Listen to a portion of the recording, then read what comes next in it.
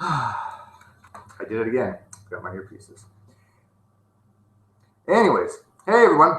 I'm starting to start a new series. Again, I haven't got my new motherboard yet, but I got a message over the last couple of days. It's been sent to me a few times, actually about 6 or 7 times. And I kind of want to start a new series. And I'm going to call this series Fruit on the Ground Creationist. And what this basically is going to be about is addressing some of the emails and comments that I get from people that seem to not have really a basic even understanding of some of the topics we talked about. I mean, there's really mundane stuff that we hear all the time. The ones we know are very easy and trivial to refute. This particular one that I'm starting with today, his name is Antonio DeAguiar. If I mispronounced that or butchered that, I'm sorry. He refuses to go on air. Refuses to get online, so I'm assuming that he has no interest in any real talk. Wanting to learn this himself. So this isn't for him. This is just to address to other people. If it comes up later, we can just send them to these videos and say, you know what, this is already brought up there. I'm going to be doing a couple in this series. My next one, I think, is going to be His Truth Be Known, if you guys know him. But this one's going to be on Antonio. So what I did, I included his email in the comment box, and then I'm going to screen share it probably as I'm addressing it. So as people kind of join us and filter in, they too can add their 2 cents into the basic stuff that these people are talking about. So anyways, I'm live now. I'm looking to see if the live chat's working. I think I figured it out the other day with some help from people. And I'm going to check that right now. Yes, I do have the live chat.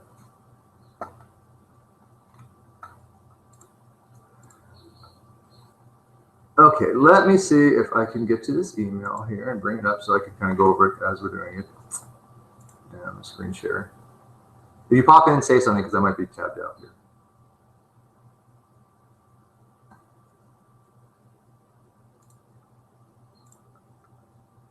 Okay. This really was the thread that I get my emails on. When I say email, it may not be directly to me. It just might be I get notifications. I mean, you can see my inbox here.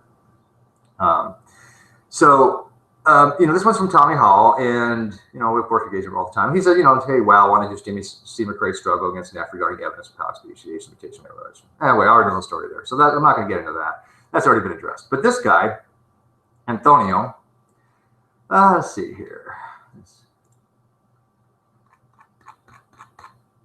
Okay, the first time he posted this, actually, this is not the first. This is actually, I'm saying he probably posted a dozen times because there's another threads he posted it well. But I'm going to, for the sake of argument, I can demonstrate that he posted at least 5 or 6 times. So he says, I challenge you with biological evolutionism never happened. 7 statements evolutionists can't answer or prove otherwise. Well, we can answer them and proof. Well, we all know proof only exists in math, logic, and the court of law, and for alcohol. Which, by the way, I have some. I like to get some here soon. I give you hints and square brackets for each to keep you in line from answering fallaciously. Why would I answer fallaciously? I know the answers to these things. Biological evolutionism from the alleged common ancestor of all spontaneous generation or generating, aka abiogenesis and Pond Scum, Darwin's warm pools of water, chemicals, etc., and then allegedly transmuted, aka macro, involved in all the life forms that ever lived and as fraudulently depicted in phylogenetic trees. Okay, there's so many claims in there that I don't even know where to begin yet. I'm going to actually go through these point by point because he actually goes and enumerates them, and then they all kind of deal with his initial statement right there. So I'm going to start with number 1. I'm kind of hoping people pop in here. But did I give the link out? Let me make sure I have the link out. Maybe I don't have the link out because usually this fills up really quick. Oh, I did have a link. It's on my page. Yeah, it's on my Google page. And I'll put it in the live feed too. Okay, so when people start getting in here, but I'm going to go ahead and start it anyways. Okay, let's make sure I'm screen sharing. I always mess up the screen share. I don't know what the hell it is.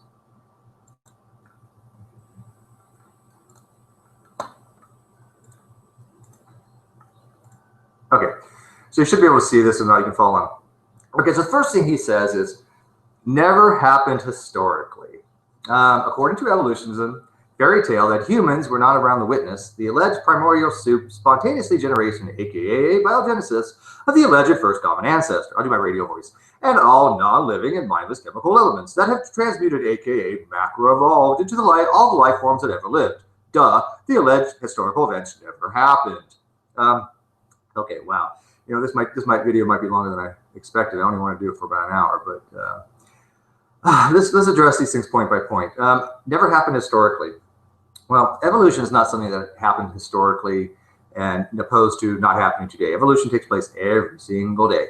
It happens in every species on the entire planet and every population, because if not, all you would have was clones.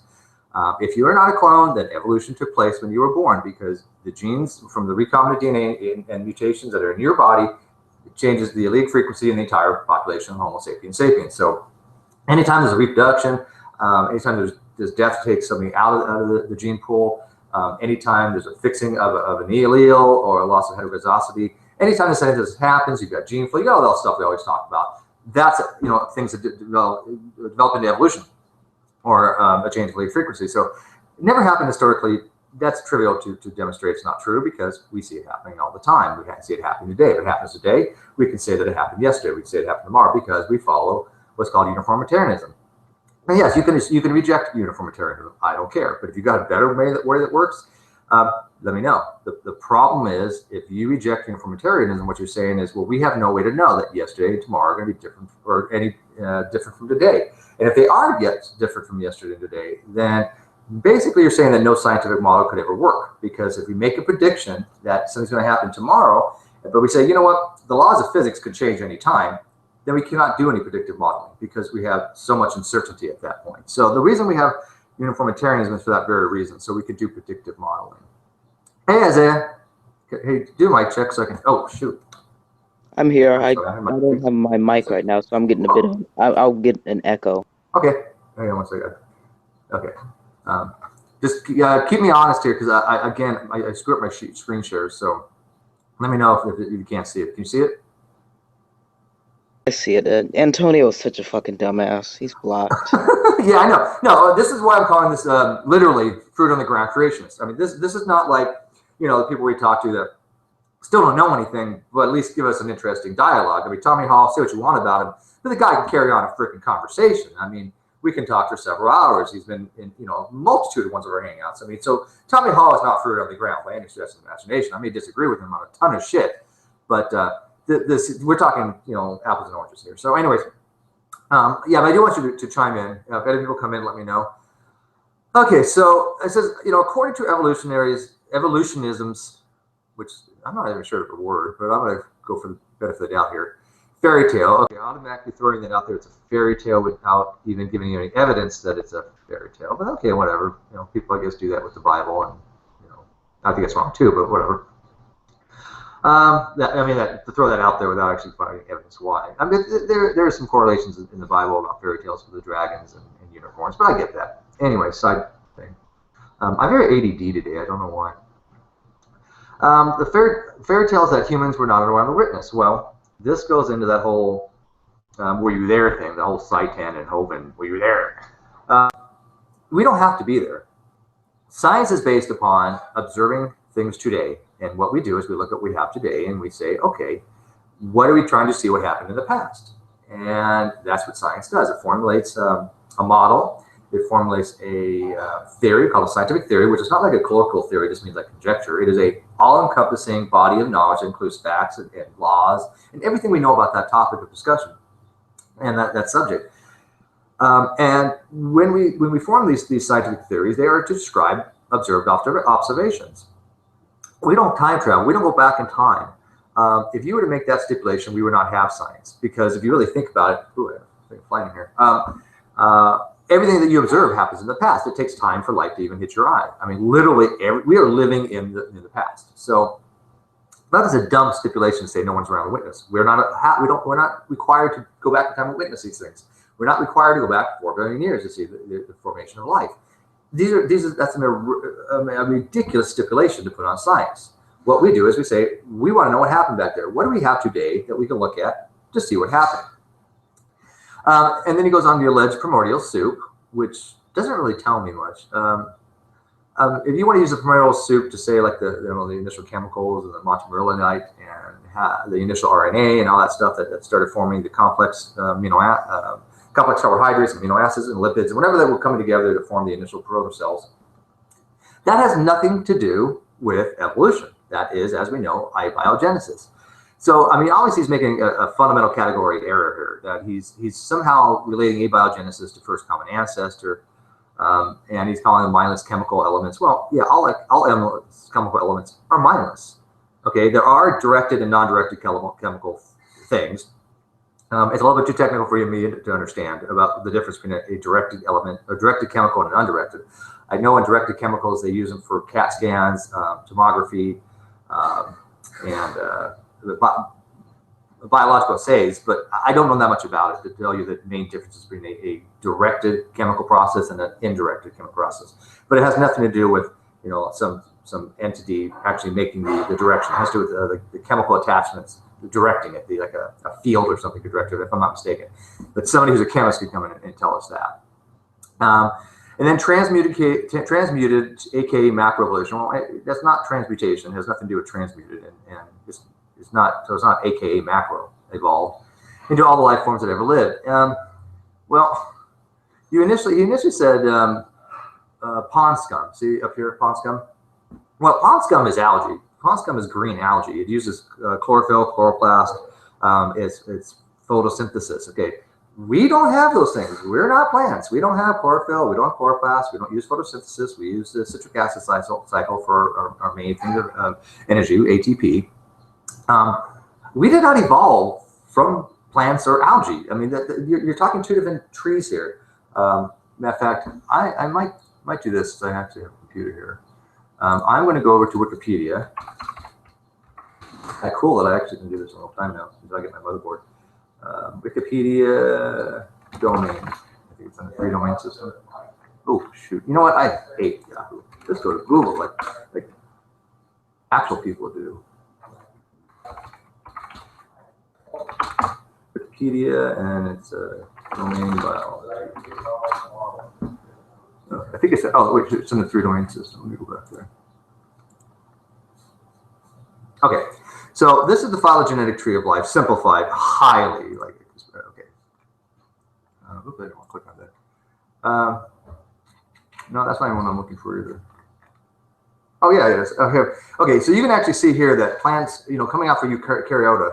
Eukaryota means that we obviously have a nucleus in our cell. We're not a prokaryote that doesn't have a nucleus in our cell. You can see how plants come off over here and animals come off over here. We're not related to plants. Now, guess algae is not specifically in the plant kingdom per se. They are considered to be somewhat plant-like because they do use photosynthesis. I think algae comes off somewhere, I don't know, down here. I mean, somewhere in the cyanobacteria or something after that. Anyway, somebody could come in and get more detail on it if they want. But anyways, the point is that we did not evolve from them. So algae did not, evolve into all the animals and fungi and plants and slime molds today. No. I mean, you also have other branches, archaea and bacteria. Well, of course, if you have bacteria, that's not eukaryotic. So if it's not eukaryotic, then bacteria did not come from green algae. So that right there explains, how much this guy understands about phylogeny here, that he thinks that all life came from algae for some reason. Let's go here. Okay, so obviously the statement that these alleged historical events never happened is completely wrong. We know they happened because we see the evidence for them. Ooh, hey, somebody's here. Oh, hey, atheist brony. Okay, 2, they cannot have eyewitnesses. Humans were not around at the fairy tale claims. They could not be a witnessed event. Well, again, we don't have to be around for historical things like that because that's not how science works. We don't have to recreate the Big Bang to understand the Big Bang happened and still happening, just like evolution is still happening. We don't have to go back in time to witness historical events. We look at the evidence, we look at the documentation, we look at the corroborating evidence. So this nonsense that we weren't around to witness this has nothing to do with science. Science is observable, it's testable, and it's repeatable. But yes, that means we observe a phenomenon, We formulate a hypothesis that can be tested. We do the experimentation. We refine it, and we repeat it, and then we come up with a scientific model for it. It does not mean to go back in time. If I can also point something else out real quick. Sure. Yeah, by all means. Scientific processes and stuff going on. Historically, eyewitness testimony is the least effective, least trustworthy form of evidence that exists within science. Absolutely.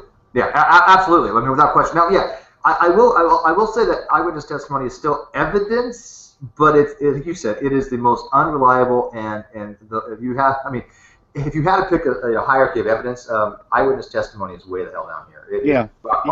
Besides, how does Tommy know there weren't any witnesses? Was he there? Yeah. Well, I mean, I was there. I saw it. I can vouch for it. It's all true. Evolution, the Big Bang. I was right outside the universe, and then I jumped in afterwards once it started to look homey. You know, what I think they try to do is, because, you know, a lot of the atheists will say, you know, you weren't there, so we can witness the resurrection of Jesus or anything like that. But the problem with that is they're trying to make it equal. They're saying, well, yeah, we weren't there, but neither were you. Well, yeah, but we have evidence that supports, you know, what actually happened in the past. Now, I'm not saying, you know, Jesus rised or not. I don't know idea. But I'm saying that the evidential line, there's no physical evidence of that. That's why religion is based on faith. So we do have physical evidence that says, yeah, these things did evolve for a period of about 4 billion years. Now, if you want scientific evidence for the Bible, why don't you have some paleontologist or something, someone who goes through historical artifacts, search Cairo, search the desert, see if they can find evidence of the Exodus. From what I understand, no. Everything I've looked into the Exodus said that pretty much scholars said the Exodus never happened. Right. Well, that's what I'm saying, though, to anybody who says, you know, they want their stuff to be considered legitimate. Go through the desert, try and find the scientific evidence of a couple 100,000 people with their animals one day leaving a city.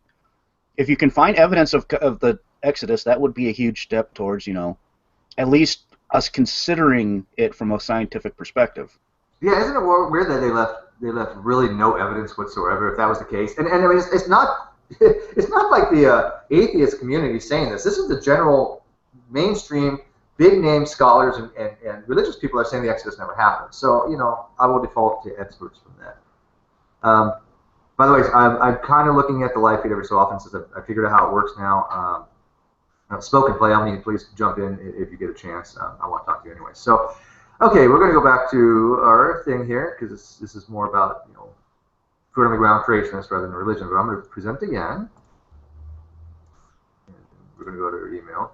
Okay, so it's funny. This goes with what you said there, the atheist brony. Thus left no forensic evidence. Really?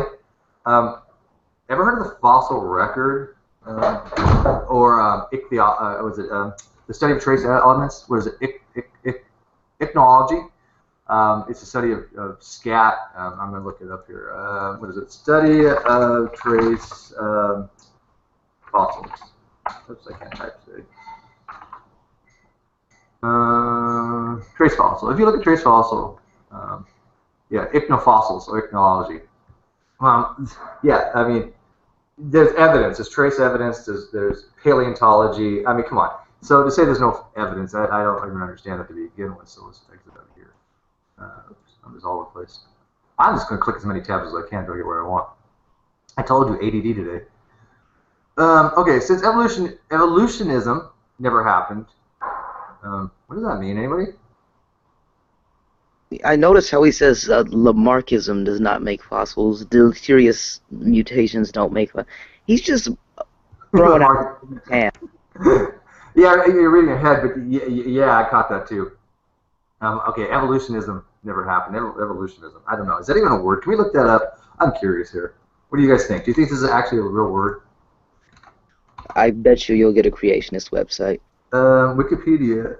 Oh, no, there is something. I might be wrong here. Evolutionism was yeah, I guess so. Evolutionism, I didn't know this. This is cool. I learned something here. Cool. Evolutionism was a common 19th century belief that organisms inherently improve themselves through aggressive inherited change over time and increased complexity through evolution. This belief went in to include cultural evolution and social evolution. This term is sometimes colloquially used to accept modern evolutionary synthesis. Okay.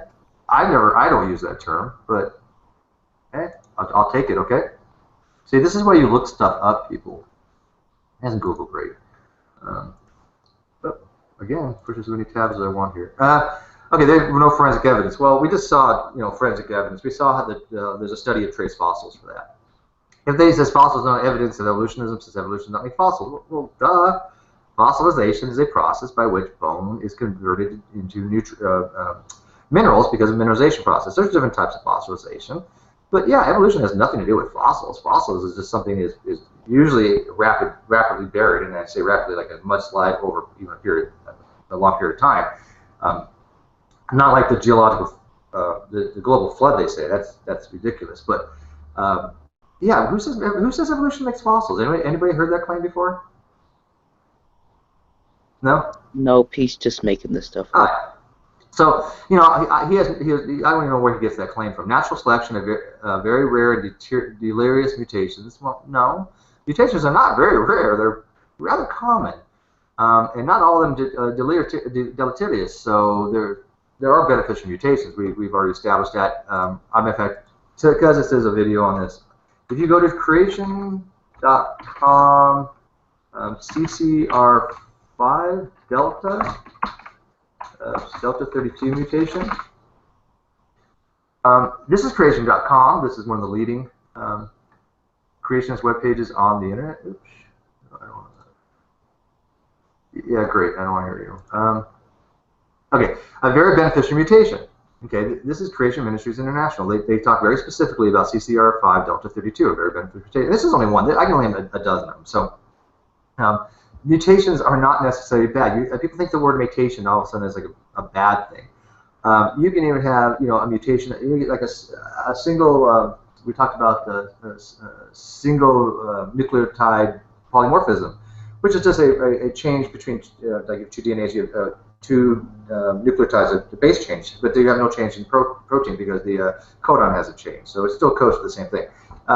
It has no effect if it's not going to change the end result protein, or if it does, maybe that protein, like insulin, has 51 amino acids. Maybe it changes the end one, and it doesn't have any effect. It still does its job. So not all mutations are evil and bad. I don't know where they get this idea that mutations have to be, deleterious. So, anyways, descent with modification. Well, we know that happens. I mean, every generation is descent with modification. That just means that you have modifications of existing homologies. Yes, right, unless you're exactly like both of your parents somehow, there's differences in modification. Yeah, I mean, if you don't look like your parents, you've been modified. This is the strangest one of all. Lamarckianism does not make fossils. Well, yeah. Who says it does? I don't even know how to respond to that one. And then a global water catastrophe did. Well, that's a hell of an assertion. Where's your evidence for that there? Who am I even dealing with? Antonio, where's your evidence for that? Show me the peer-reviewed papers that actually determined that global watery catastrophe did. You know how much evidence there is for a global flood? Zero. I'm still wondering just where all the water went to. There's not enough water on Earth in all its quantities and shapes and sizes to actually flood the Earth entirely. Oh, not even close. Not even close, yeah. There are a few people who have done this. What's nice about physics and math is that anybody can do these things, and you'll find that everybody who's calculated this came up with pretty much the same thing. That's because physics works. If you have I think it's 5 kilometers or 5 miles, whatever it is, it's like Mount Everest, and they have all the water that was supposedly involved in the global flood to cover the Earth, that much water, how many trillions and trillions of gallons of water it is. The amount of energy that it would require would be catastrophic. I mean, it would just liquefy the Earth's mantle. You would have this water. I mean, it would have been astronomical how much energy you're talking about to have that much water all of a sudden just come on the Earth the way it did. So yeah, there's no evidence of a global flood whatsoever. I don't even want to even get into that. But anyways, the next one, and therefore it was never studied and it never allegedly happened. Okay, it was never studied.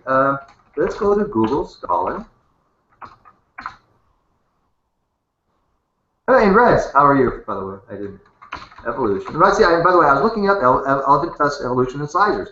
Hey, remember the other day I told you, here's evidence that I actually was looking up. So evolution. Oops, let me type biology about evolution. You said we can't study evolution?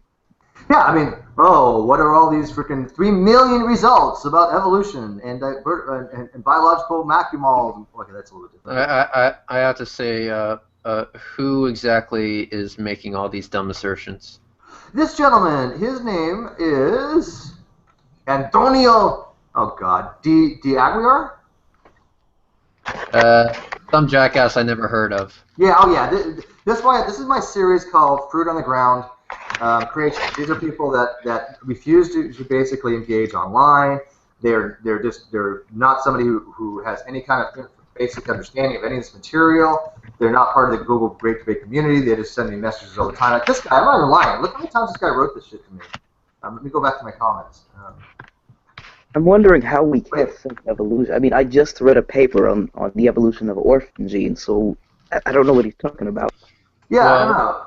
That's something that is demonstrably false, though. See, anybody who honestly takes 5 fucking seconds to type the word evolution in on Google can see that is wrong.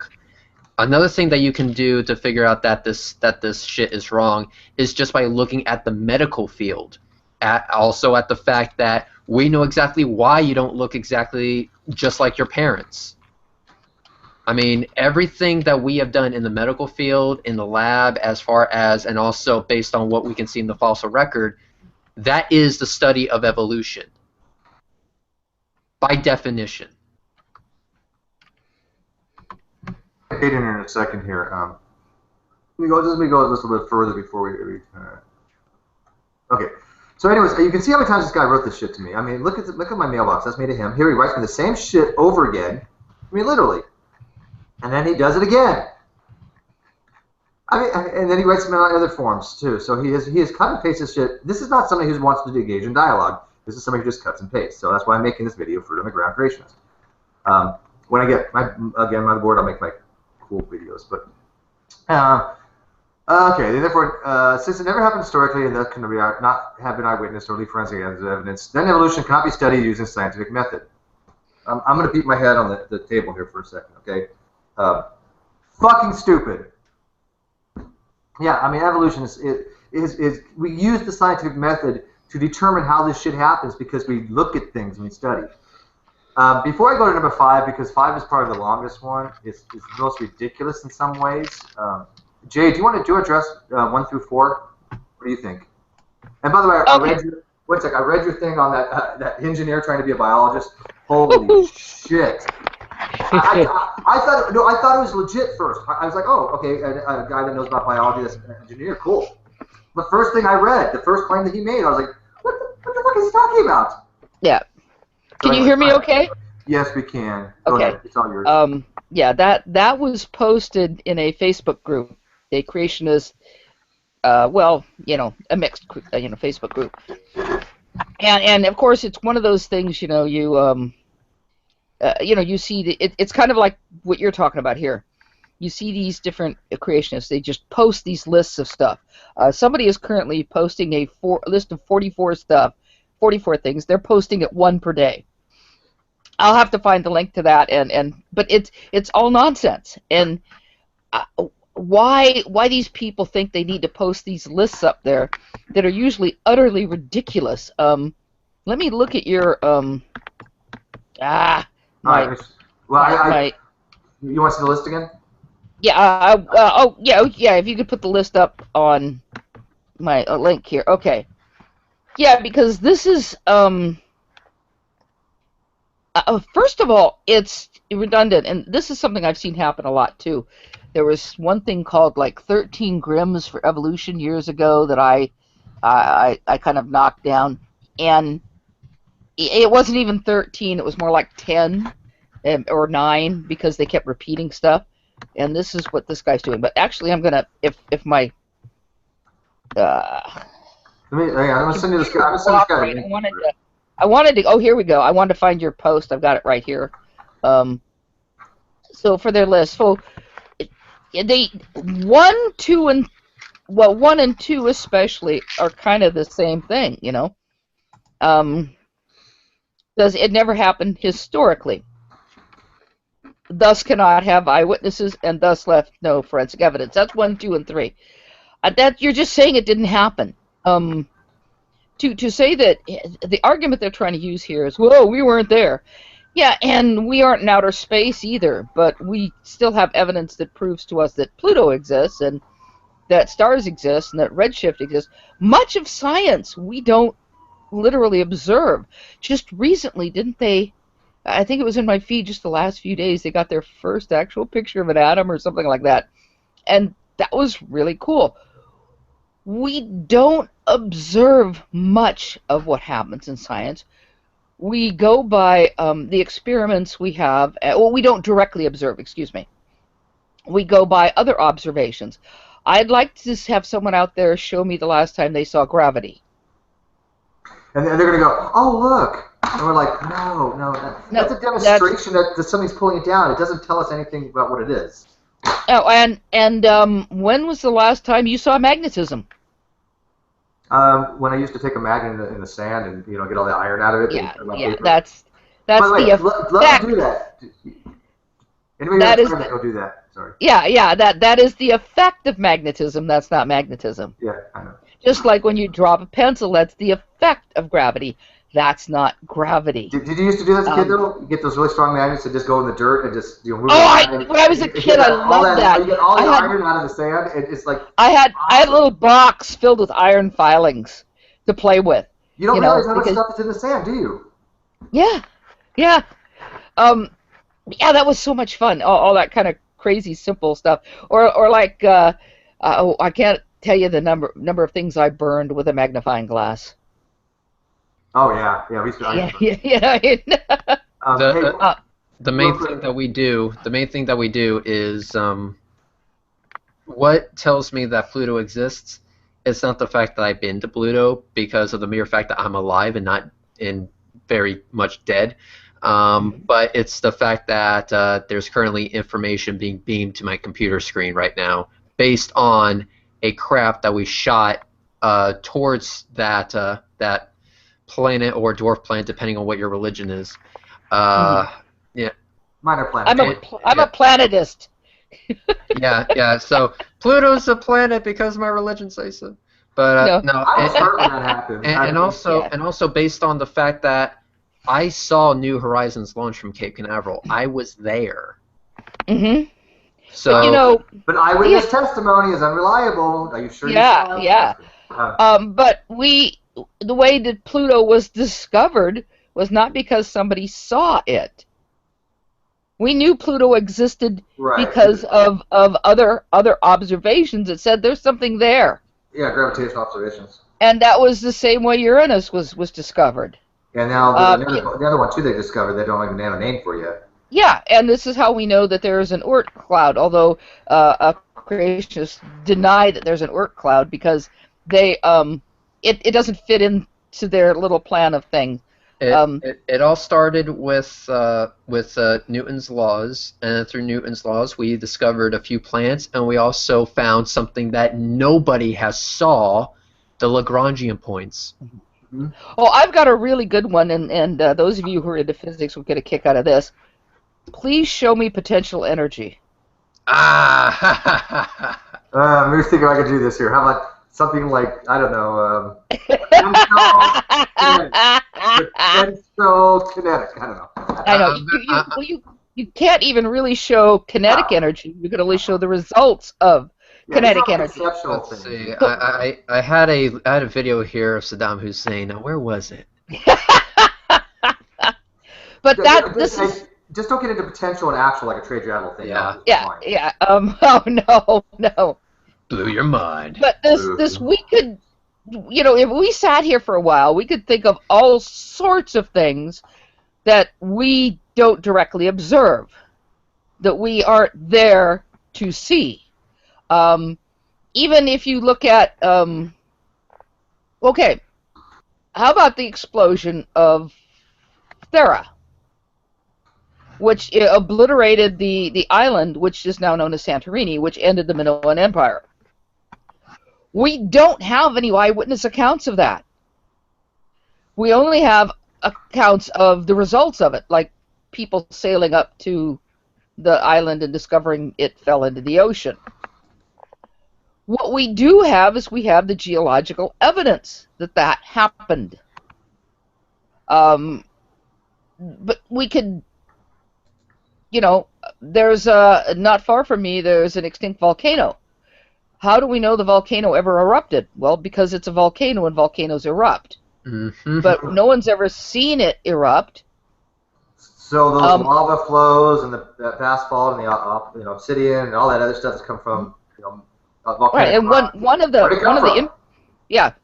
the interesting things about this volcano, and it's an example I used with creationists. Of course, they're not convinced. It's at Pinnacles, which is a national park now, or a national monument. They changed its status. I don't remember, but they upgraded it, which is cool. It was one of the earlier, I think it was earlier a national monument or whatever. It's a gorgeous site. It's just, it's just all these eroded volcanic rocks and things. They're beautiful, many different shapes and forms and different types of rock that you can see. But here's the fun part. It's only half of a volcano. Because the other half of the volcano is 200 miles to the south or so. Forget the exact distance. The reason that it's half of a volcano is because it's sitting on the San Andreas Fault. Ah, Yep. So what happened is, as the fault moved, so did one half of the volcano. The other half is on the other side of the fault. It was literally sitting on the fault. That's awesome. I never heard that before. Yeah, and I can never remember. This is really funny because I can never remember the name of the volcano. It's at Pinnacles. Fiona, I think, can remember the name because last time I mentioned it, she mentioned the name of the volcano, and I was like, yeah, that's really helpful. Why I can't remember the name of the volcano, I don't know, but I can. But here's the fun part, okay? So when we use dating, radiometric dating to date the volcano, we get 23 million years, plus or minus a million years or so, because that's the way dating goes, right? Okay, so we get this age of the volcano, 23 million years. But then when we look at how far the fault has moved, knowing what we know about how fast the San Andreas Fault moves, and figuring in any little bumps and burps, which generally equal themselves out over time. The fault is calm at times. It moves rapidly at times, but it also always has steady movement. It's moving right now. I can't feel it, of course. It's right there at the top of the hills. I can quite literally go out my front door, look at the top of the mountains, and go, there's the fault, because it runs across the mountains there. Me too. I have it over here too.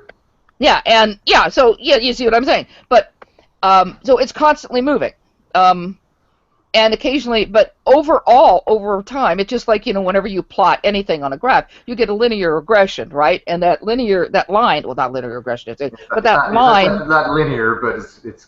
Yeah, but that line tells you, its average movement, right? Right. So we know how fast the fault moves, and we have geological evidence of lots of little, burps and great movements, but even when it does move, it doesn't move that much. Like the mountains here during the Loma Prieta earthquake actually went up a couple of millimeters or so, which is pretty outstanding considering how huge mountains are. But that's only, to our way of thinking, a small amount. So anyway, when we look at the tectonic plate movement, we get a date for the movement of that 200 miles of being 23 million years or so. So the volcano, the radiometric dating for the volcano, and the dating we get from the movement of the San Andreas Fault match. There's a Consilience there. Mm-hmm. So I'll have to find that paper. I'll have to find that research on that. I do want to look more into that one, Jade. Yeah. One thing I've lost, which drives me crazy, is I actually lost the work that was done after Loma Prieta that shows how far up the mountains jumped. I can't find that. It's not that big a deal. It's it's what, 2 millimeters, 3 millimeters, something like that. Oh yeah, Jade. You know what could have pushed those mountains apart? A worldwide flood. The global catastrophe. Well, they moved them straight up, so it had to have been underneath them. But yeah, so anyway, yeah, look up Pinnacles National Monument. So the point. And it's but anyway, my point is we have two different methods of dating that match each other. Oh, puppy! And This is what Sorry. potential energy looks like. yeah, that's kinetic. He's in motion. Yeah. So to Antonio. So basically, this whole thing that we having to witness it is complete nonsense. I mean, Jay just gave you a perfect explanation of science, of what science does to determine something that happened 23 some odd million years ago. So we're going to go on the next one. We're going to go 5. This was a little more complicated. Okay. And I'm being a relative scale. It's not. Right. Okay, so he wants to go into about defying scientific laws and principles. And I like this one for the fact that this is probably some of the stuff that I get the most. This is why I'm calling fruit on the ground creationism. This stuff is so stupid that I cannot believe people actually put this out there. So the first one is that there are many defied and not just entropy. He has some video. I don't know. Should I click on this post? I'm scared here. I need to do Go ahead. Oh, look. Something posted from a totally not credible source. What is this? I don't even know. I don't even want to deal with this. So this is something like looks like John Stanford's work. It does. Genetic entropy, as far as I know, Stanford is the only one who pushes genetic entropy, and everybody else follows around and says, "Look, Stanford, I mean." This in itself could actually be a different video because I would love to get more into that, the details. I don't want to get that technical in this particular video, but as we know, genomic entropy cannot be possible for the fact that you have to have a perfect genome in order to even start from that. You have to have something. You have to have a comparison to say what is I'm having an entropy from. What do we have a decay of this perfect thing to a diminishing?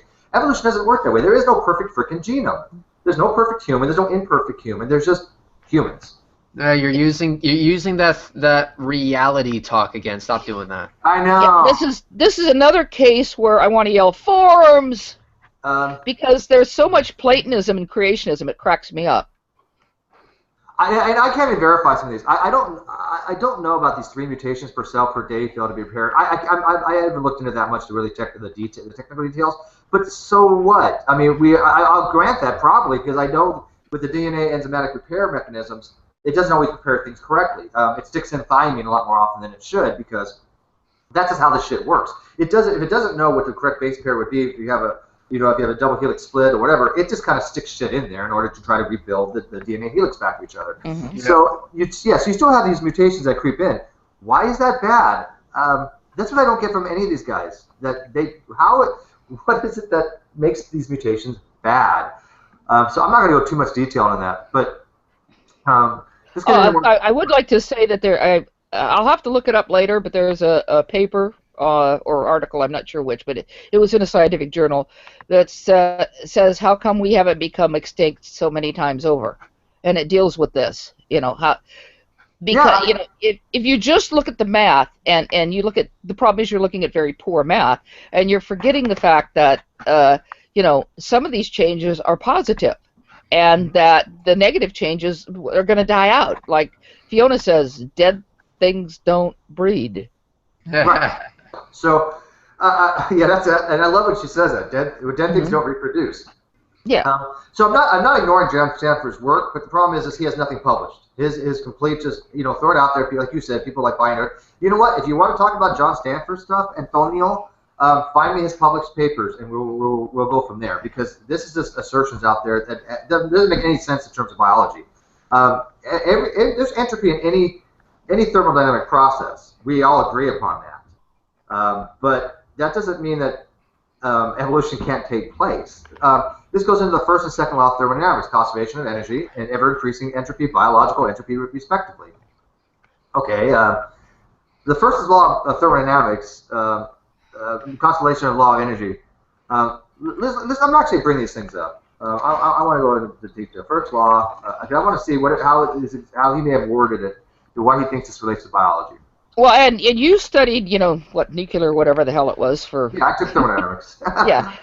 Anyway, the thing is that some people don't realize either is that depending on what discipline you're looking at depends on how the laws of thermodynamics are defined. Yes. Yeah. It's true because in quantum mechanics, entropy is defined as the amount of information required to the amount of information required to the state of the system. So your microstates. So that's how it's defined in quantum mechanics. We're talking about thermodynamical systems, okay? Right. Like in this system here, basically this is what's called a Carnot heat Carnot heat engine. It's not Carnot, it's Carnot. He's French. This is basically saying that your temperature hot to your temperature cold. Okay, you have a differential in your temperatures. Okay, it's a difference in thermal equilibrium. And basically, it's saying that you have heat coming from the hot, going to your cold, and you have work done out of it. Okay, that's how all engines work. You have a work cycle, it's called. The loss of energy in that system is your entropy. Basically, it's the amount of unused energy. So the first law of thermodynamics is talking about the conservation of energy in thermodynamics. And it states that the total energy of the system in an isolated system is constant. Energy can transform from one to another, but not create or destroy. All that's saying is that if you add up all the energies in some kind of reaction, they all have to equal out to each other. Okay, you cannot have an increase in energy or decrease unless it's converted into mass, because mass is equal to mc squared, right? So we know there's a relationship there. What in evolution do you guys think anybody could ever say that the first law of thermodynamics has anything to do with evolution? I know. They keep saying that everything is running down. That's the whole point of genetic entropy and their arguments against both the first and second law of thermodynamics. And they don't seem to understand that we have a constant energy source. And no matter how many times you try to explain to them that we have a constant energy source, we're not an isolated system. And if you want to see our constant energy source, walk outside during the day, look up at that big thing. It's called the sun. Exactly. And the sun provides us with constant energy. Is the sun dying? Yes, but slowly. Yeah, in a few billion years. But life on Earth is sustained by the energy from the sun. And there's this thing called photosynthesis that is what basically makes all life work. Right. Can I simplify this down for some people? Sure. Jade, you might want to loosen up the earbuds. I might get a little loud because I'm. Okay. I'm ready. I'm ready. You guys can still screen. I'm still screen sharing. I want people to see what I'm doing while you guys are talking. Okay. The law of thermodynamics only applies in closed systems. Well, there's a huge glowing yellow ball in the sky, constantly providing more energy to the Earth. That means it cannot be a closed system. Say you isolated. have no idea what the fuck you're talking about. Say isolated. You're right. You're right. But to get more specific, okay, when people say closed system, they generally mean isolated, but there's a slight technical difference there. An open system is any system that mass cannot cross the boundary. And a closed system is mass and energy. But an isolated system is mass, energy, and information. So basically, an isolated system is only one that we know of. It's called the universe. Right. So as long as there's an increase, a net entropic increase to the universe, then it doesn't violate the second law of thermodynamics if there's a decrease at a localized event. So energy can actually go down, but as long as the universe goes up. Does that make sense? So you just say isolated. Yeah. Because if you get into what's called Maxwell's demon, remember Maxwell's demon, where you have two, you have a hot and cold, and then you have a little demon taking the atoms going from one side to the other, and one side gets hotter. I'm not going to get technical. I want to keep this video not technical, but Jerry knows what I'm talking about. The reason that was solved because it was information that was doing the work, or was the cause of why temperature would get hotter on one side than the other. But anyways, what I'm showing here is basically a heat engine, and this is for a process that it applies to the first and second law constraining the heat operation of the heat engine. It's just basically a PV diagram. Okay, you have pressure, you have volume. So as heat is added to the system, you're going to increase your pressure.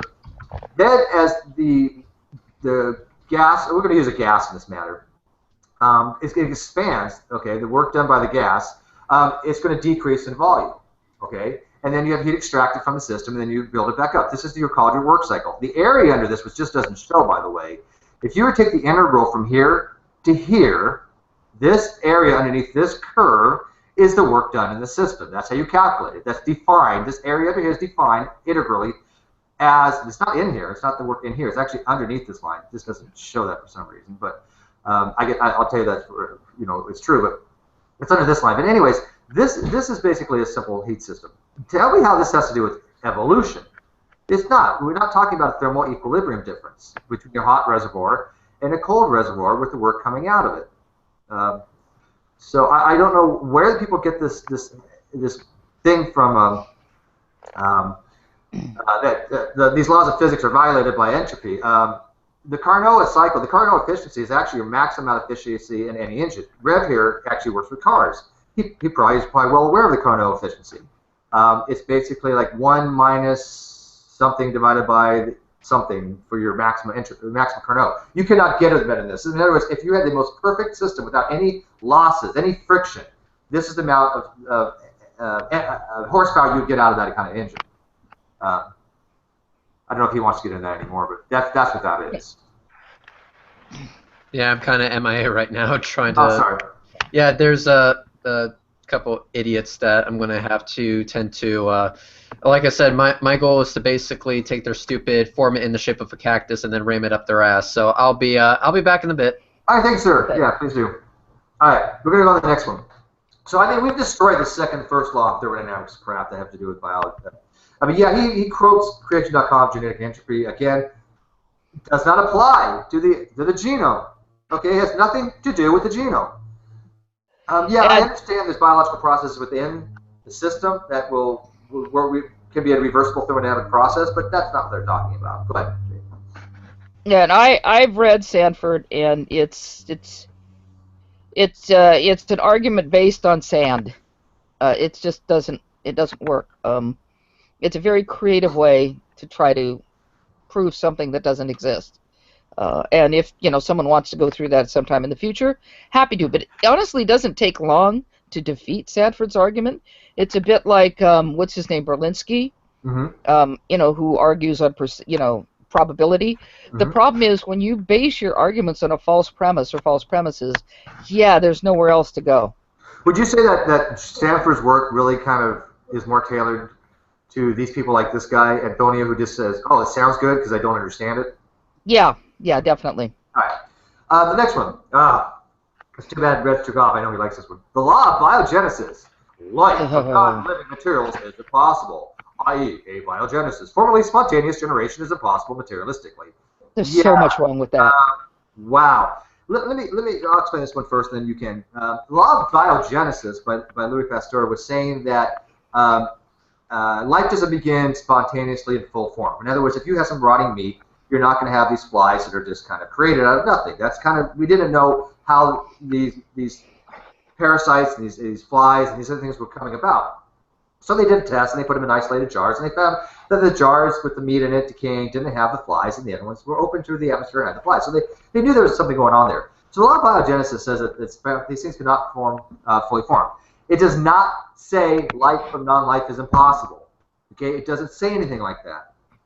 Law of biogenesis was only meant to explain spontaneous generation, which was life spontaneously being formed, fully formed, rather than something like abiogenesis. It doesn't talk about abiogenesis. That's why it's called the law of biogenesis. It's not. They're conflating completely two different things. So I would say that yes, spontaneous generation is impossible materialistically. Nobody disagrees. Go ahead. Right. The only thing I would say is that abiogenesis, it depends on how you define it, but abiogenesis basically just means life from non-life. And using that definition, spontaneous generation would be considered a form of abiogenesis, but it's not equal to abiogenesis, because abiogenesis could include lots of different things. Correct. Hey, do you guys? I'm gonna grab something to drink real quick. Do you guys mind? What? I'm gonna go grab something to drink real quick. Do you guys mind? I'll be less than a minute. No. We'll talk shit about you while you're gone. Love it. Okay, I'm gonna call you Nephi free too. No, I'm just kidding. Yeah. Oh, Hey guys, go Steve. Hey guys, Nephi says that Steve's really a bad person. He doesn't know what he's talking about, and Nephi totally defeated Steve, and Steve is a wuss because he won't debate Neff, even though Neff doesn't want to use real scientific terms. What do you think about that? Well, I don't see what's the big deal about actually using terms as they're supposed to be defined. I mean, seriously, why can't I just make up my own words and decide that's what they mean? I mean, okay, from now on, cat refers to a three-tailed chicken that throws up gold bricks.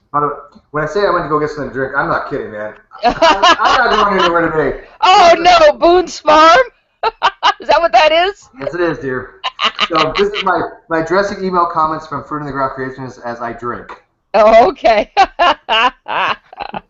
That's good. That's good. This is not be fun. You know, I'm sorry. I need this to understand this stuff. I know. Sometimes I'm free. it helps. Fucking moron. I want to show you guys something real quick. This video might be longer than I had expected. I wanted to keep it down an hour or two, but I don't know. I want to show you guys something real quick. Go ahead. Where am I going here? YouTube. Yeah, I'm not screen sharing yet, am I?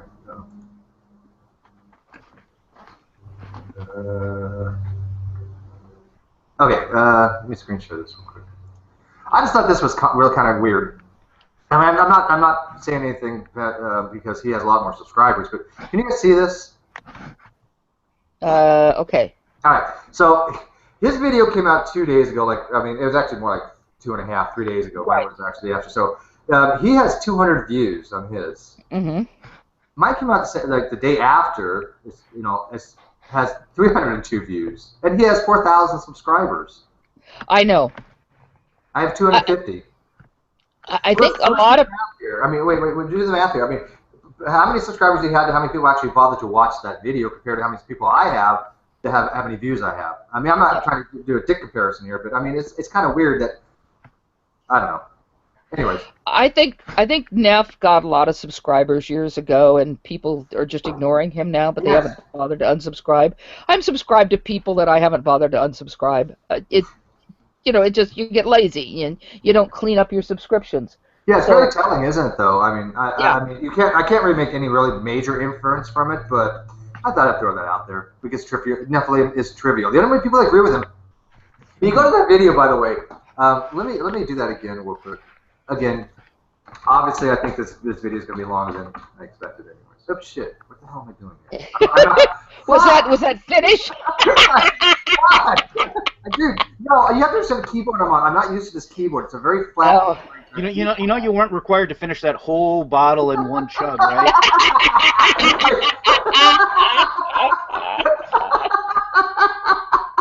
I pulled a true empiricism. Yeah. No, I hate this keyboard, man, and I haven't. My nails are. I just kind of did my nails, and I guess I need to be like shorter. But I'm having a hard time typing, so it's my typing. I'm not that incompetent. Close, but not quite. But anyways, so where was I going to go? Oh yeah, so if I go to his video, he has. Look at his comments here. That's it. And look at the people in his comments. Jesus is Lord, who's Richard Raspberry. Yes. Really, I mean, one of the dumbest people on the entire internet. Armored Christian, who says, by the way, he did the same thing to me when debating me about evolution. Armored Christian, I have never spoken to you on a hangout. You have never debated me. You have never talked to me in a hangout. I don't know what the hell you look like, sound like. So what the fuck are you talking about? I think Isaiah, wait, one second. Isaiah, you're in here. Isaiah, how many times have we tried to get Armored Christian to hang out over the last year or so? I've tried to get Armored Christian in a hangout, but I know you haven't. He's just pulling the shit out of his ass. No, I've tried to get him a hangout, but I've never been in a hangout with him. I've asked him to come in hangouts numerous times. You been in a hangout with him? Because I haven't. He doesn't come in hangouts. Yeah. I know. But anyways, so we're dealing with Richard Raspberry, Armored Christian, and of course Joe Rodriguez, who is a 19-year-old fanatic who thinks the Earth is 7,000 years old. So every one of these people thinks the Earth is 7,000 years old. Mm-hmm. I'm like, really? I mean, I can't take it. I can't take it. Anyways, let me go back to this guy's. Okay. Well, I wanted to say one last thing too. Is it says abiogenesis is is impossible mathematically, and wasn't it England who just showed that not only is it not possible, but it's inevitable. Yeah, you know what's funny is I have a video that I actually created, my own content videos, and it was called Creationist and Borel's Law. Mm-hmm. And basically, it was a lot about post-hoc statistical analysis, which is not an area that I'm well that familiar with. I admit, it's hard. I mean, I'll leave that to fucking Sam. But the reality is, I do know enough to know that things that have high probabilistic things that may not occur or may not likely occur happen all the time. We literally, is my lips getting red because of this stuff? I feel like I got a lipstick on. No. Boy, they got a great meme on that one. Hey guys, want to see my Probably the wine. Yeah, that's right. I'm sure. I feel like that song. Taste. I kissed a girl and I liked it. Taste of her cherry chapstick. We're gonna have fun, boys and girls. Okay, so. Hey, you know what? You probably like that song, don't you, Jade? Oh yeah, I love that song. All the girl years, yes. Yes, I know. Oh yeah. Been there, done that. I love Jade. That's from Weird Al's song Poker Face, right? Okay, so a little back on target here. Anyways, what was I even at? I'm already buzzed. No. Oh, we were talking about oh crap! The video you made, creationism. Okay, so anyways, what it basically says, Borel's law was basically a guy named Emile Borel said that probabilities that are greater than 10 to the 50th powers like that don't happen. What he meant to really imply that for probabilistic modeling, you can discount a lot of the stuff that far out. When you got a probability that low, it's statistically insignificant. And people took that incorrectly to say that they don't happen at all. Well, yeah, shit like if you take a deck of cards, you take 52 cards and you shuffle them and you spread them face up on the table, the odds of that forming in that way it is on the table is 52 factorial, which is 1 in 10 to the 67th power. Right. Okay, so it happened though. So these post-hoc statistical things are one, either completely bullshit because they happen all the time, or two, they use variables that we have no way of knowing. They literally pull them out of their ass. They have no way to quantify these variables. All we have to do is look at the lottery. What are the odds that any one person is going to win the lottery? And yet people win the lottery. Yeah, you're right. They don't understand statistics. So when someone comes up with something to the 10 to the 50th power, well, it's impossible. Nope. Well, and it also comes down to how you define life, because I've spoken with people pretty knowledgeable about chemistry and stuff who basically says, if it's an organic compound, it is to some element life. So if you go with that definition, then yes, we have created life from non-life. Well, we have, what life is questionable, because it's like Fiona talks about viruses. If you ask a bacteriologist if viruses are alive, they'll say no. If you ask a virologist if viruses are alive, they'll say yes. Yes, and that's completely. So right, and we also have self-replicating molecules. All right, all my science nerds out there, hashtag yes virus. Viruses are life.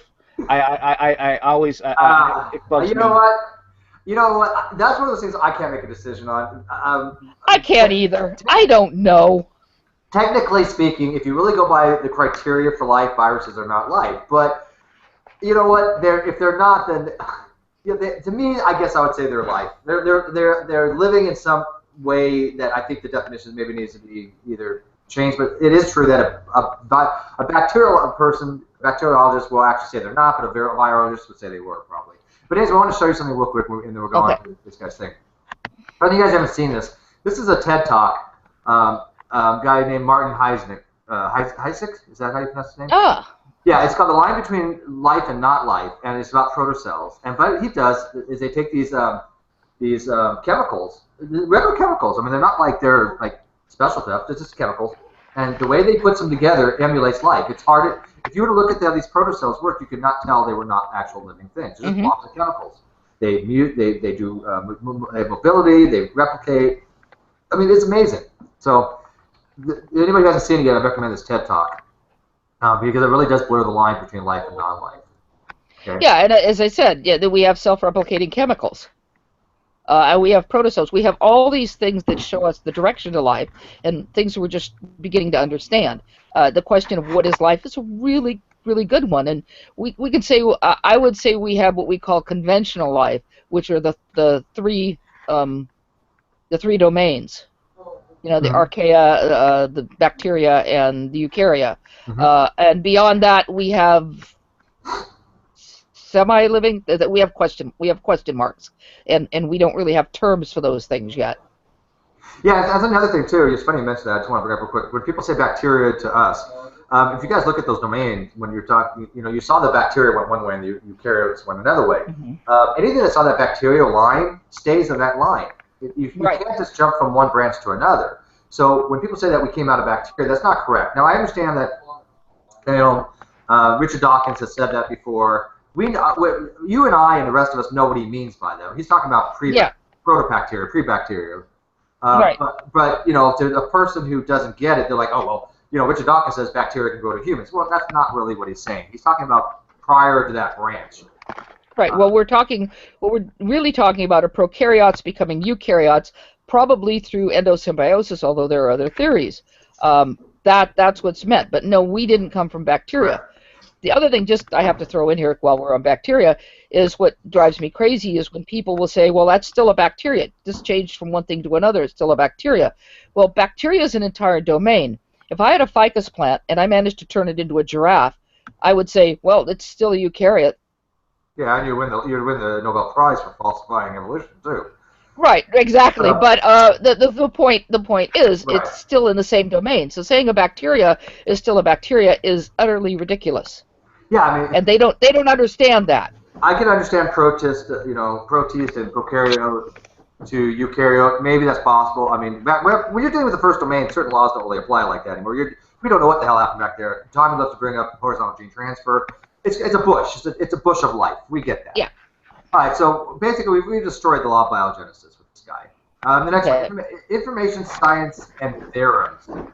That doesn't tell me anything. No. I don't even know how to address that. If you want to talk about informational systems, talk to Sam and talk to Brandon from different viewpoints. Brandon's intelligent design, Sam's a scientist. But there's nothing about it. Matter of fact, if I remember this, if you go to, I'm going to go to Google again. Where did I find this at? I think it was just under evolution. It actually, in Wikipedia, I think it talks about information systems. I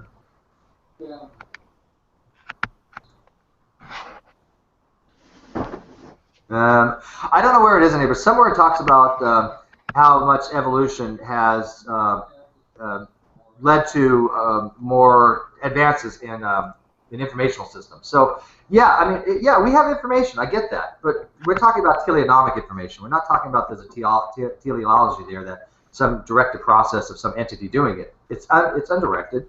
But if we want to consider it information, that's fine. But don't quantify it as computer information, and don't call it code, because it's not. Right. I've had people argue with me about what information is, and they go, "Well, that's that non-Shannon information." Yes. Please explain to me what non-Shannon information is. And I ask them that all the time. So what's non-Shannon information? All information is kind of Shannon information. Shannon laid down the laws of it, and Shannon's book is free online. I have it in hardback, but it's also free online for what information is. What they are talking about, they're talking about where information comes from a source and given to something else. So it's like, if I were to hand you a book, information is just passed between me and you. A sender and a receiver. Yeah, that's the terms I was looking for, sender and receiver. Mm-hmm. So that's what they're looking for, and they're saying the sender and the sender must be, the God, essentially. Mm-hmm. There has to be a sender and a receiver for there to be information, but they're looking at it in a, like I said, a physical way. I think you've heard me point out that information is bird shit on a statue. Yeah, because it's funny because you could see how much shit is on one side of it, and that tells you what's with where the birds are perched, and they like to shit on one side of it. It's giving you information.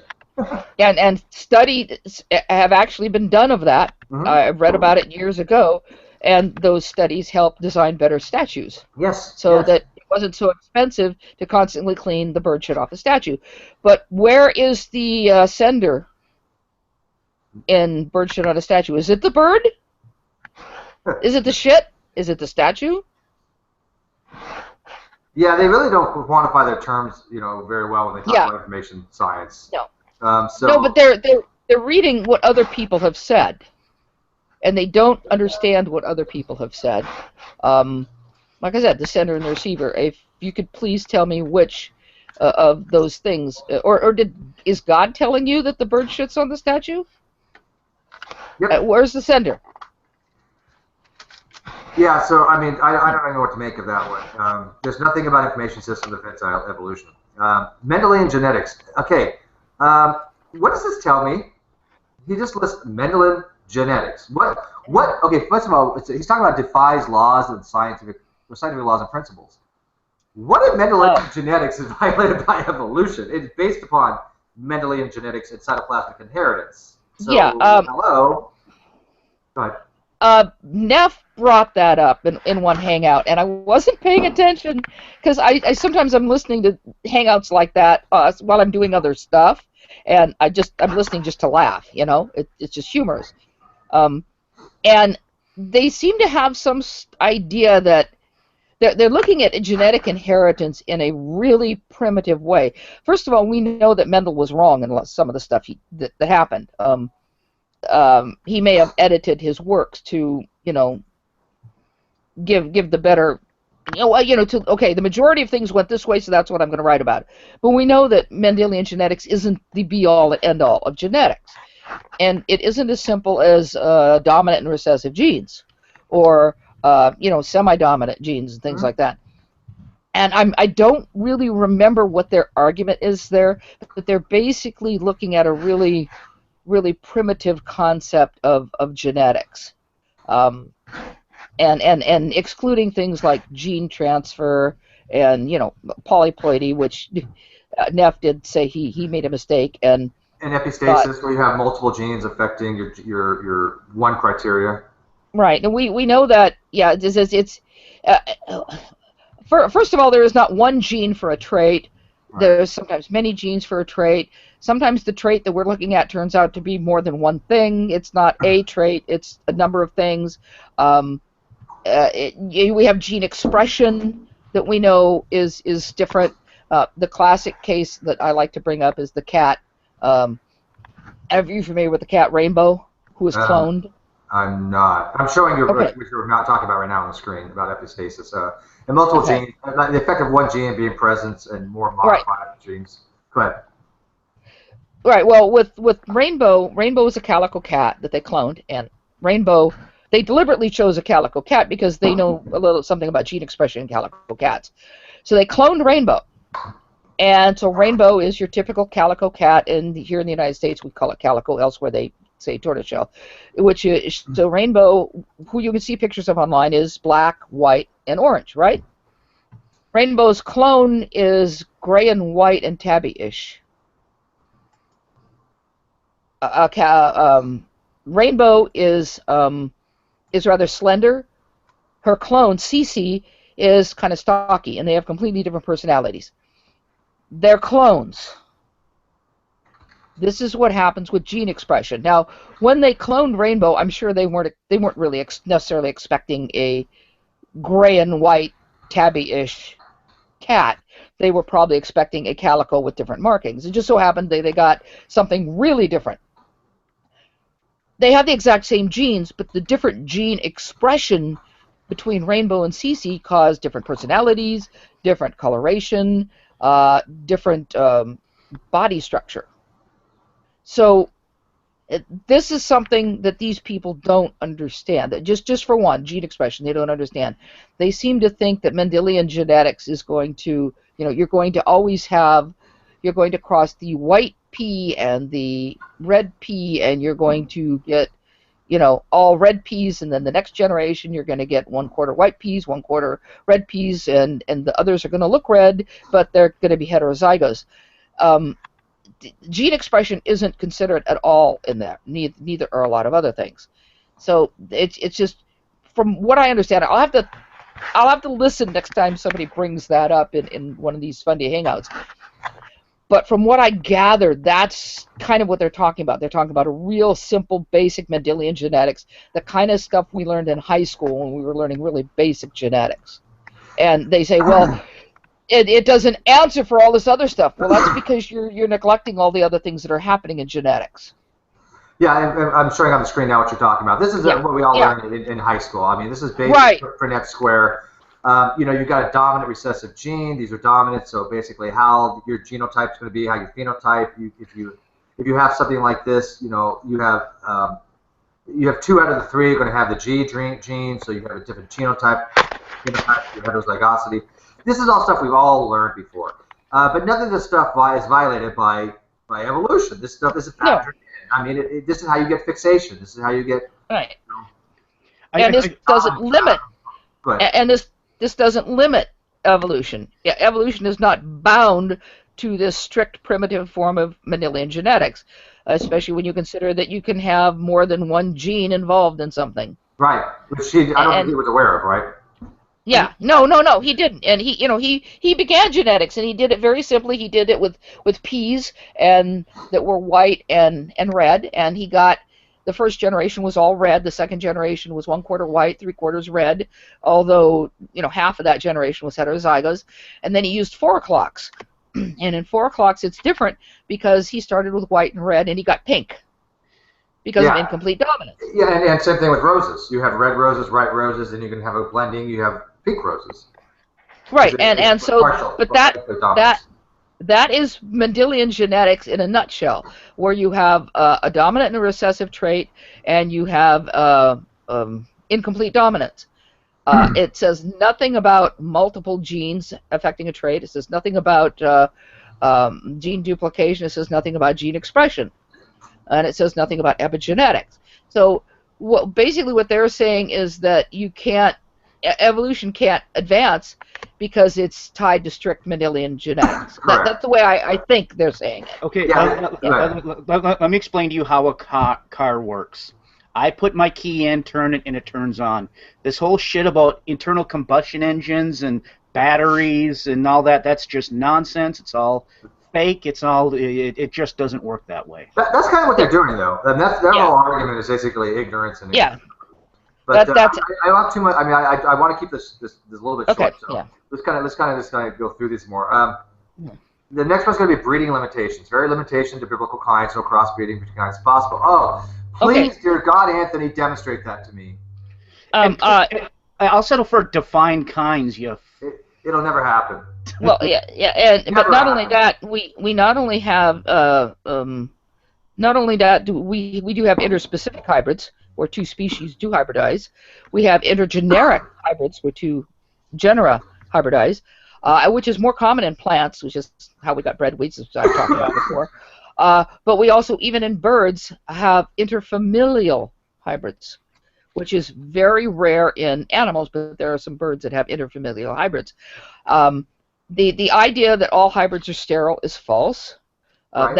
That's a mistaken idea because we're so used to the concept of the mule. Everybody has, as children, were taught that you cross a horse and a donkey and you get a mule or a hinny, depending on who's the male, and they're sterile. Well, first of all animals crosses are not sterile, as sterile as the horse-mule cross. Secondly, occasionally we get a fertile mule. Correct. So even in sympatric speciation, the offspring can be a hybrid between things with different chromosomal numbers. I don't know if they're different species per se. I guess they could be, and they could have hybridization, and then you have the whole genome duplication and stuff like that. So I never understood why they think hybrids are infertile either, because even in the Encetina salamander, the paper that I did for my debate with Wayne, we know hybridization occurs, and they're able to go on and reproduce. Right. Mm-hmm. So. So I don't know what he's talking about breeding limitations. That's completely pulled out of his ass. I can't even address kinds because there's never been a definition of kind in biology. They won't even tell us what a kind is. Well, it's a movable kind. You've heard of a movable feast? It's a movable kind. Kind is defined however it suits them at the time. Yeah, all they offer family, genus, things like a breed. It's absurd, okay? See what they've done with kinds is they put the goalpost on a four-wheeler, so that way they can drag it anywhere across the field they need it to be. Yep. Mm-hmm. And the next one's going to be... It would help if the driver wasn't drunk most of the time. Yeah. One other thing though about kinds, I wish they'd use the biblical definition, produced after its own, because then speciation happens all the time, and we've seen evolution in our own lifetimes. Yeah, it's kind of funny. In the Greek Septuagint, the word used in that passage in Genesis actually just means descendants. It can mean family, it can mean descendants. Yes. Yeah. It literally means it's Greek for genus, which meant descendants. It didn't. And I understand there's like 1611 King James literates out there, but if you're not a literalist and you're reading kinds in the Bible to mean what you think it means, and you're reading it wrong, because the Greek Septuagint does not say that. The Greek Septuagint just says descendants. Go look it up, okay? So don't buy into this COVID bullshit that the King James Bible is the one that reproofs and recorrects the originals. That's complete horse shit. Nowhere in the history of mankind does something hundreds and hundreds of years later correct the original ones. But anyways, the next one's going to be Haldane's Dilemma. I don't know too much about this particular one. Haldane's Dilemma. Hey, Christian anarchist. Hang on one sec. Sure. The next one, the Haldane's Dilemma, basically has to do with mutational rates. Now, I do know enough about it that when I remember, Haldane had basically used very quick numbers and even said, these are not accurate, this isn't correct, and these going to be modified, and needs modification. And it has been resolved by that factors, that what Haldane had originally proposed was not true. And so he's just saying that creation.com, Haldane's Dilemma, has not been solved. Well, it wasn't something that needed to be solved, it needed to be resolved, and it was resolved because he made a lot of mistakes in it, from what I understand about it. Did you know more about it? No, I've read about it, but it's one of those things that I was like, oh yeah, and just left it. It's not an argument anymore, except for creationists. Yeah, if you go to Wiki's something I looked into a while back. If you look at Haldane's Dilemma in Wikipedia, it gives a really good explanation of it. Again, for time constraints, I'm not going to go into details about it. But it does tell that Haldane made mistakes. He was wrong. He admitted he was wrong. We're on the next one. Christian anarchist. Why do you want Arcane to show up, Christian anarchist? What's wrong with you? Seriously, I mean,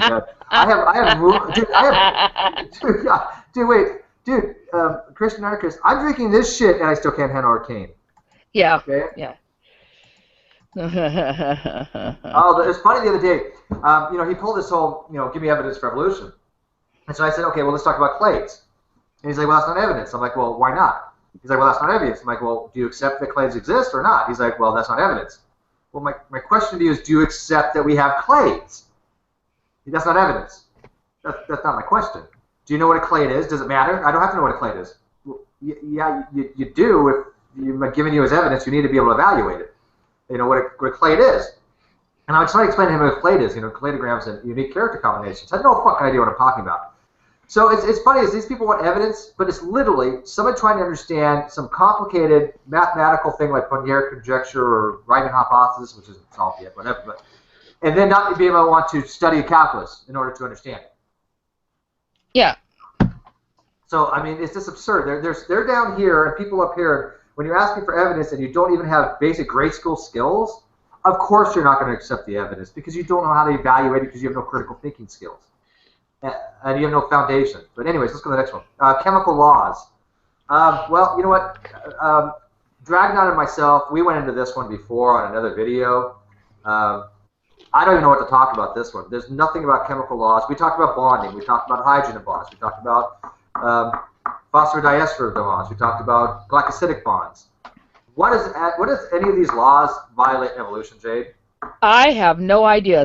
When I saw that one on your list here, I was completely baffled. This is one I haven't heard of yet. It doesn't surprise me because I swear they'll probably tomorrow come up with the fact that evolution violates traffic laws. Because I said Murphy's Law. Yeah, or Murphy's Law. Yeah, there we go. Because it's just like pulling stuff out of you. You're going to have to be more specific than, say, chemical laws or even the next one, the law of cause and effect. What the?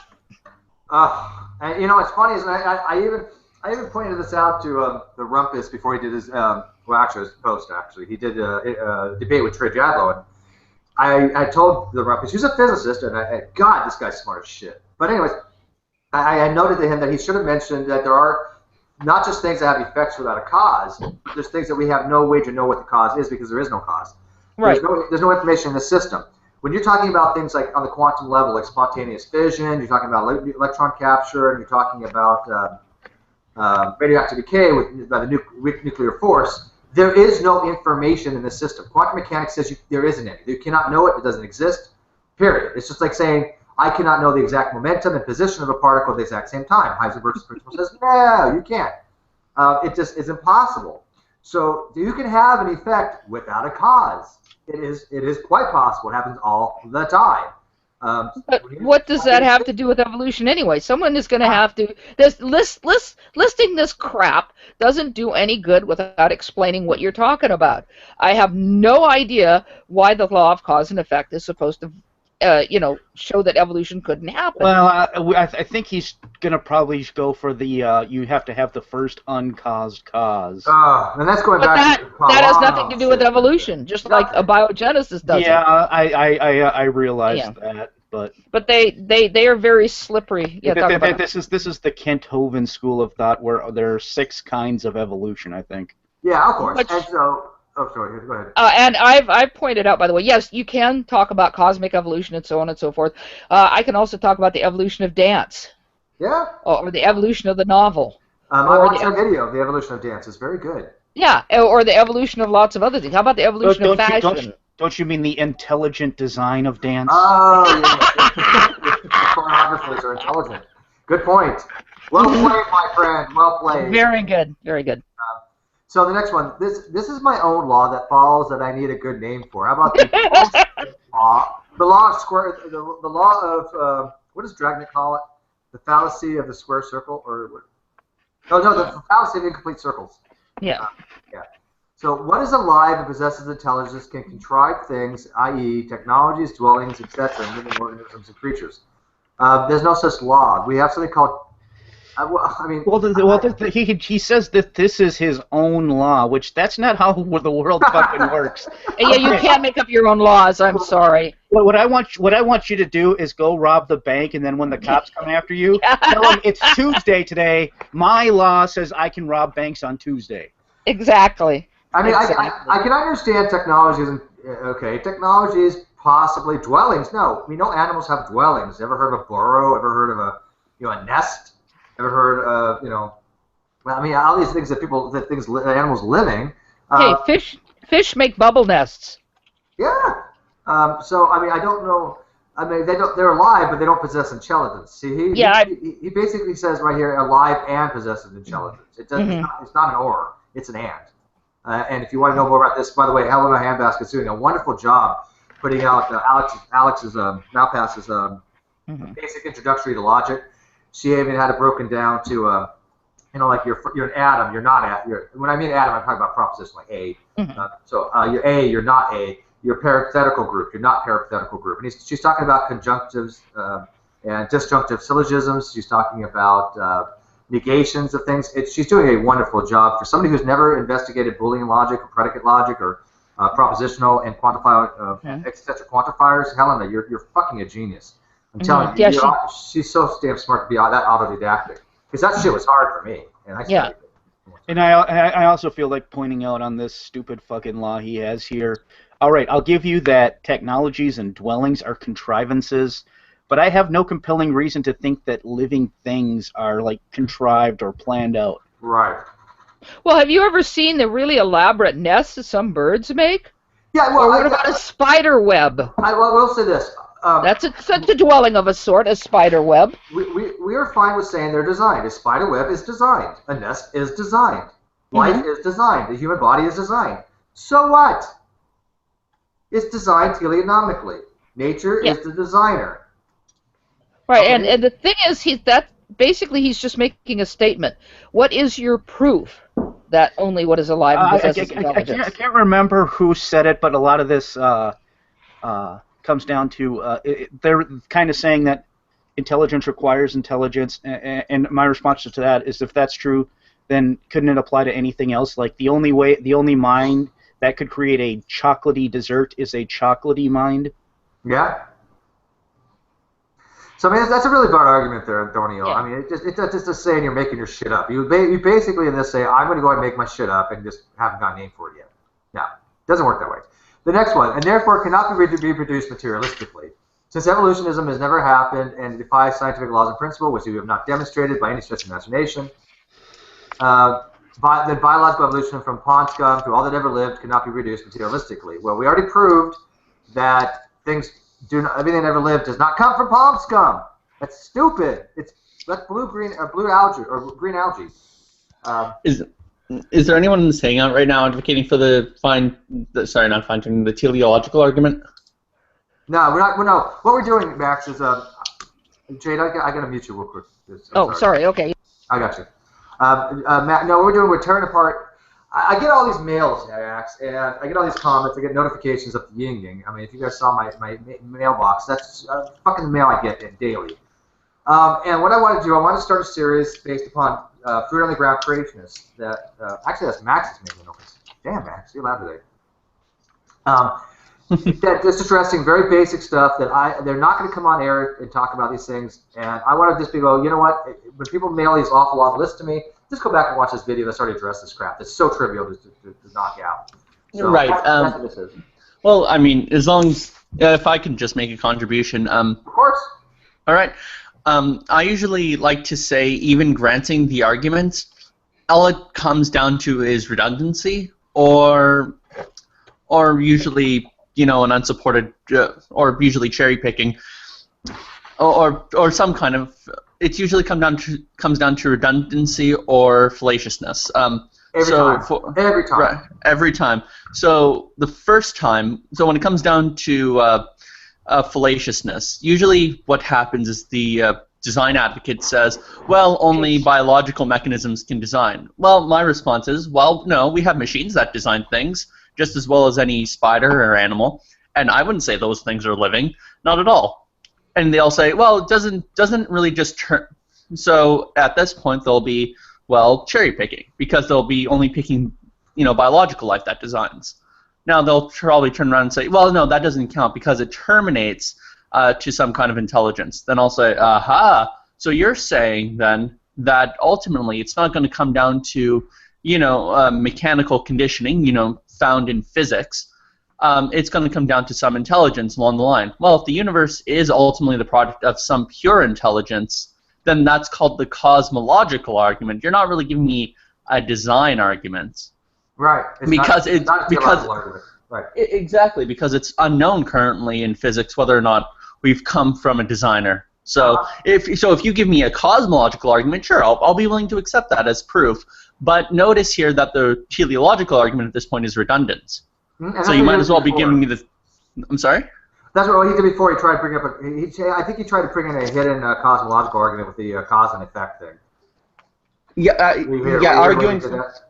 Arguing from cause and effect is the oldest cosmological argument in the book. Right. And if that is true, if cause and effect do lead to God, well, then your whole point about a teleological argument is useless, because we're at this point relying on the cosmological arguments. Do you guys see what I'm posting here? Okay, this is called the. Can you see this? Okay, I can see it. Yeah, this is called the Mandelbrot set. And what the Mandelbrot set is a way of taking fractals on a point in the complex plane in a set of real XY coordinate system. Not to get into the technicalities of the math, but these are called fractals. This is something that would have to be what you would think a artist would make, because not only is this design that you see here like this artistic and symmetrical and nice, but it's fractal. So anytime you go in and you zoom in a specific portion of this Mandelbrot set, you always get the same thing over and over again ad infinitum. So this whole pattern right here is repeated. This whole right here, these little things are this right here. So no matter how many times I zoom in, I get that. Okay? I mean, it blows your mind that there's ability to have this much complex form, and yet when you zoom into it, all it is repeating patterns of the same thing. Yet it's teleonomic. Nature, it's just mathematic. It's just the way mathematics works. Didn't require a mind to come up with this kind of amazing fractal diagrams and pictures. It's mathematics. So I just thought I'd point that out. Anyways, go on to the next one because I know we're living in time. Oh, yeah? Well, Yeah. who created mathematics? It was a mind, wasn't it? Actually, that is true. A lot of them will argue from abstracta. You know, something like, well, because mathematical entities are necessary, and we only observe mathematical entities only coming from minds. Therefore, ultimately, mathematical entities must come from a mind. I believe math is created. It's not. I don't believe in the abstract Plato type forms, and I don't believe in a. I believe that we literally constructed math.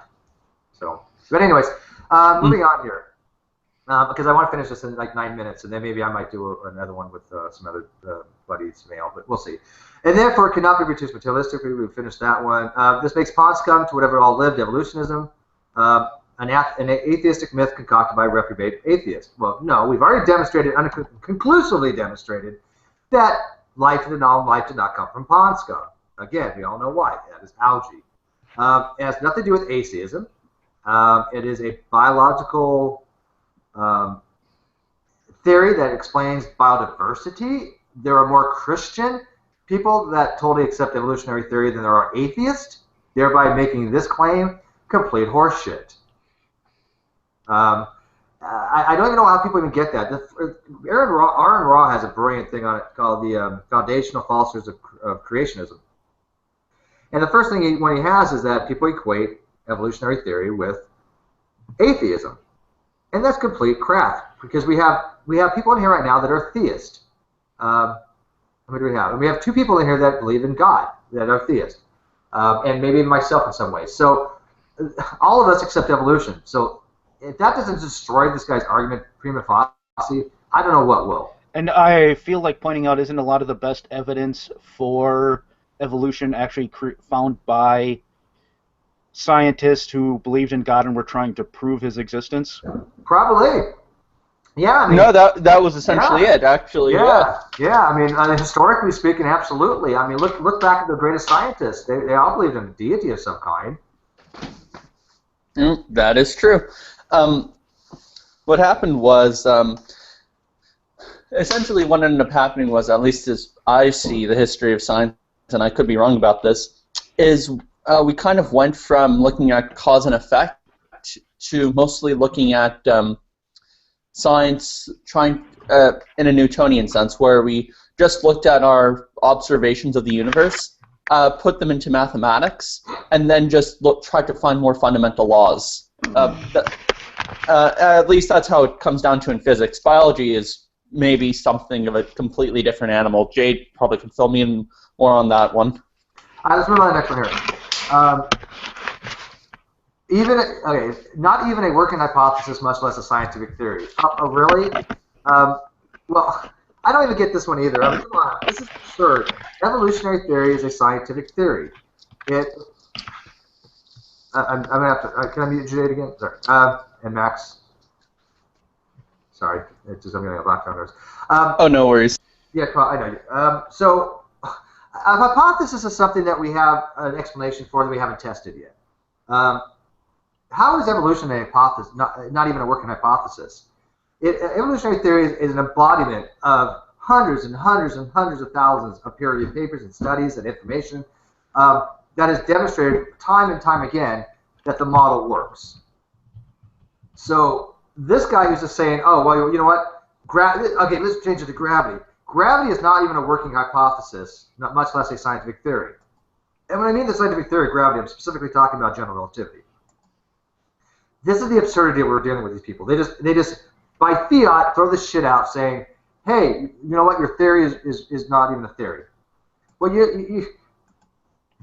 I can't even begin to describe to you how astronomically stupid it is to say that one of the most well-established, probably the most established scientific theory in all of human history is not even a working hypothesis, because obviously this person doesn't know the difference between a hypothesis and a scientific theory. Because a scientific theory must be confirmed. Okay? It must be confirmed. If it's not been confirmed, it's not a scientific theory. So, anyways, moving on to the next one. The religion of an atheist, we've already established that. Now, there's more Christians that accept evolution than real atheists. Force fed your kids in public, it's called education. And alleged facts using evidence hijacked by atheists with pseudoscientific claims, lies, hopes, fraudulent claims, blah, blah, blah. Wow. I mean, I don't even know how much more I can continue on this video. I'm just literally, like, really to bang my head against the wall and how astronomically stupid these people are. To think that we're force-feeding kids facts. There are facts. They're not alleged facts. They're demonstrable facts. Right, and it's not like there's an entire, like, maybe billion-dollar industry dedicated towards teaching kids religious principles called Sunday school and various different versions of that. How did you know about that? Abort mission. I'm kidding. Sorry, I should try to be funny in the future. Hang on one sec. There's like so many different Christian kids-based entertainment that they come out with that are designed to try and hoodwink people. I'd like to complain about the ideal gas law. We're force-feeding that to children. And can you please prove that? And it's funny because that's what Drag was going over. It's a constant times the number of holes and times temperature. Yeah, I just don't believe that. I don't believe in Charles' law and Boyle's law and ideal gas law. Yeah. Those laws are just nonsensical. Oh yeah, you know what else is total bullshit? Number theory. 2 + 2 = Jello, and I don't care who tells me different. And would you please stop teaching that stuff in sex education? We need to bring back the stork. Yeah, because sex doesn't. Yeah, nobody ever has sex anyways, or that's just me. Yeah. It's just, all right, so moving on here. Here ends the evil, atheistic ilk at blah blah the modern dark age. I'm not even going to go into the further because then it goes into Charles Darwin with his father. So seriously, what does his father have to do with Charles Darwin? Charles Darwin came up with a working explanation for things. He got a lot of things wrong, but he got more things right. And basically, evolution is not Darwinism, Antonio. Okay, Darwin could be wrong about a lot of things. It doesn't affect what's called evolutionary theory, which is modern evolutionary synthesis combined with common descent with modification.